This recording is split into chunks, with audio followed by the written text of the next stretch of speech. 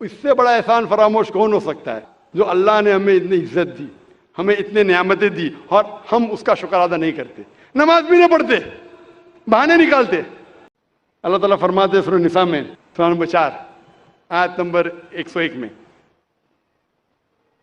کہ اگر آپ سفر کر رہے تو آپ نماز کم کر سکتے، آپ قصر کر سکتے۔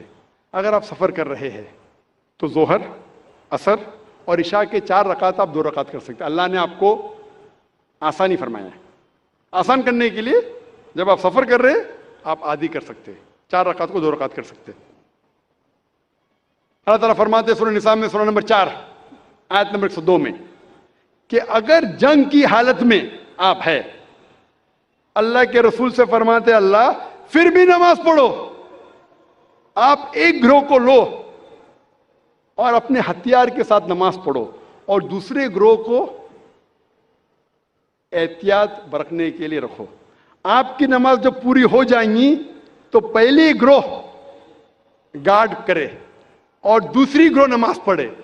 آپ سوچ سکتے ہیں کہ جنگ کے حالت میں، جہاد کے حالت میں، جو جان خطرے میں، وہاں بھی نماز کو چھوڑنے کی اجازت نہیں ہے۔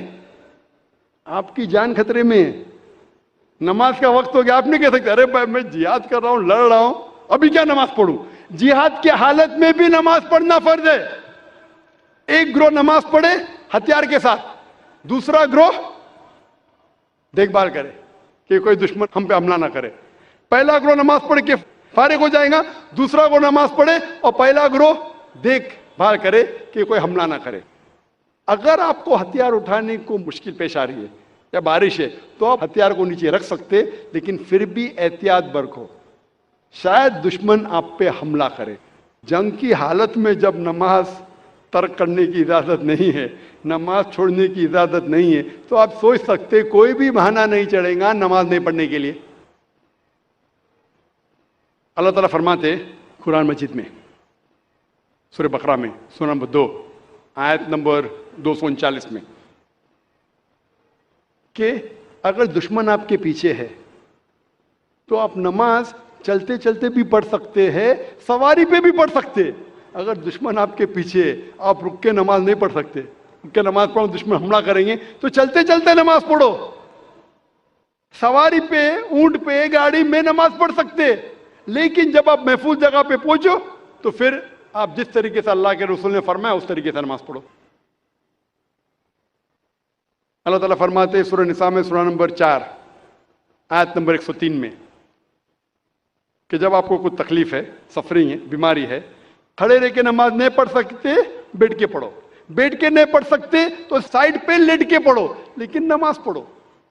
اگر آپ بیمار بھی، آپ نہیں کہہ سکتے میں بیمار ہوں تو نماز نہیں پڑھ سکتا ہوں، کھڑے نہیں ہو سکتے تو بیٹھ کے پڑھو، بیٹھ کے نہیں پڑھ سکتے تو سائڈ پہ لیٹ کے پڑھو، لیکن پڑھو۔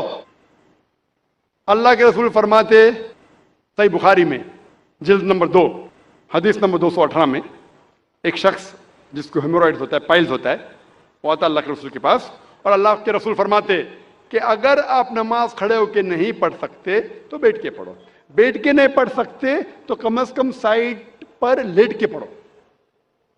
اللہ پھر سے پیغام دہراتے سورہ ال عمران میں، سورہ نمبر 3 آیت نمبر 191 میں، کہ آپ اللہ کو یاد کرو، نماز پڑھو کھڑے ہو کے، بیٹھ کے، سائڈ پہ لیٹ کے۔